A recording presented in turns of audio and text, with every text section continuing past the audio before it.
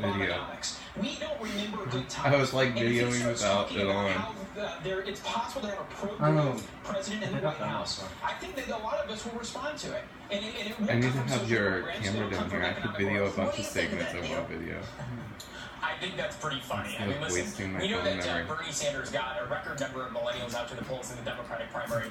And right now, there are 3 times more Americans believe that aliens live among us than Bernie Sanders supporters who are supporting Donald Trump. He is an absolute train wreck for millennials and is not going to get any better anytime soon. This is one of the most diverse generations this country has ever seen. And what you've got is a candidate running a bigoted train wreck of a campaign, and that's turning millennials off around the country, and that's not going to change anytime soon. In all due respect, only 43% of millennials say that they're going to vote for Hillary Clinton, according to the ABC News Washington Post poll. So the notion that there's overwhelming support for her is wrong. It's not founded in the facts. I mean, look, 25% say they're going to vote for Donald Trump, another 16 are going to vote for Johnson, and then another 9 are going to vote for Stein. So this is cut up. She doesn't have the appeal that Barack Obama did or Bernie Sanders did to millennial voters and Sanders supporters.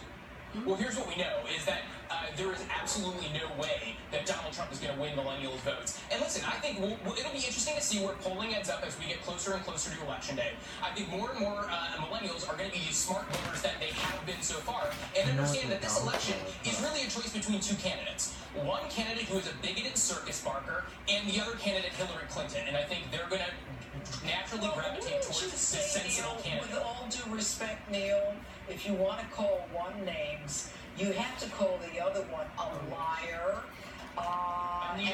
Sure, that's going to happen. That's already happening here. Excuse me, I get to ask the question.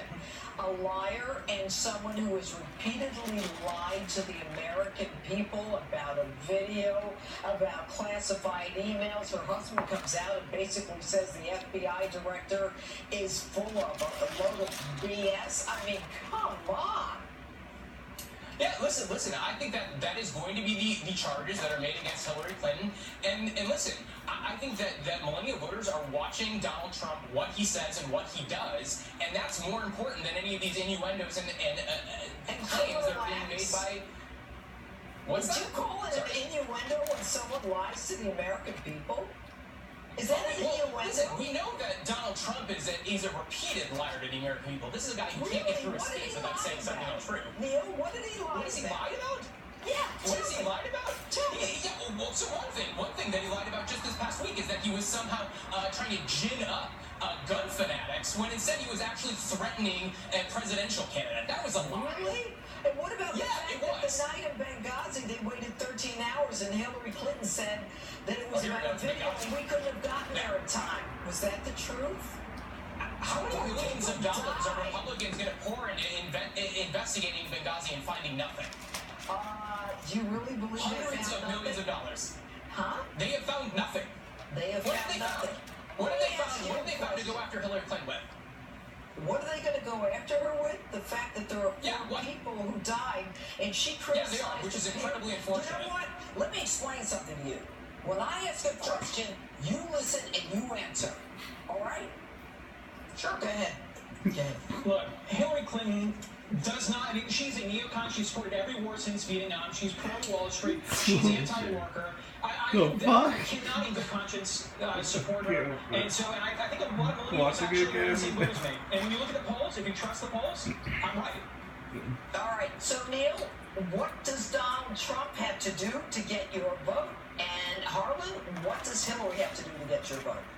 So Donald Trump needs to run a completely different campaign.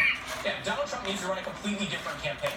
He needs to go back to 2008 and maybe think about how he's going to comport himself over the Obama presidency. I think, listen, he's lost the millennial vote. It's not going to happen anytime soon. I will come back on the show and grovel if he wins the millennial vote after this election is over.